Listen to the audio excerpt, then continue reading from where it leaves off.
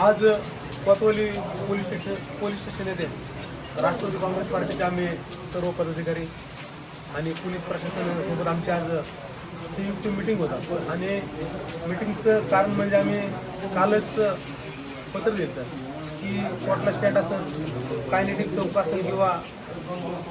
ओम भैरव काटा येथील मुलाची सुरुवात असेल, त्याच्यानंतर प्रेमदास चौक असेल, विश्वास चौक असेल, प्रफुल्ल चौक असेल, ह्या ज्या सर्व ठिकाणी जास्त ट्रॅफिक जमा होते त्या ठिकाणी ट्रॅफिक सुरळीत होण्यासाठी आम्ही प्रशासनाला, पोलीस प्रशासनाला पत्र दिलं की सदर विषय तातडीने मार्गी आपण लावला पाहिजे, नाहीतर राष्ट्रवादी काँग्रेस पार्टी म्हणून आम्ही तीव्र स्वरूपाचं आंदोलन या ठिकाणी करणार आहोत. पोलिसांनी याची तातडीने दखल घेऊन आजची मीटिंग लावली. ट्रॅफिक